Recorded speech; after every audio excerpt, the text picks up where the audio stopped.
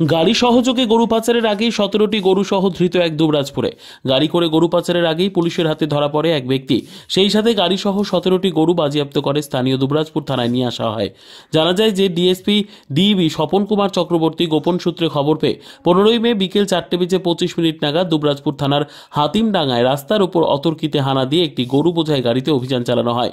Police গাড়ি দেখা মাত্রই গাড়ির চালক এবং আরও দুজন ওই গাড়ি থেকে পালাতে সক্ষম হলেও একজন পুলিশের হাতে ধরা পড়ে। গাড়ি তল্লাশির সময় দেখতে পান যে 17টি বড় আকারের গরু দড়ি নিয়ে নিষ্ঠুরভাবে দুটি পৃথক বাংকার সহ গাড়ির ভেতরে লুকিয়ে রাখা হয়েছে। গাড়িটি কাঠের স্লাইড দিয়ে ঢাকা ছিল। আটক ব্যক্তি কোনো বৈধ কাগজপত্র বা নগদ নথি দেখাতে পারেনি, তাই পুলিশের অনুমান গরুগুলো অন্যত্র পাচারের উদ্দেশ্যে নিয়ে যাওয়া হচ্ছিল। বিষয়টি দুবরাজপুর থানার ওসিকে অবহিত করা হয় এবং অপরাধীদের বিরুদ্ধে আইনি ব্যবস্থা নেওয়ার জন্য গরু বোঝাই গাড়ি সহ ধৃত ব্যক্তিকে দুবরাজপুর থানার কাছে হস্তান্তর করা হয়েছে বলে পুলিশ সূত্রে জানা যায়।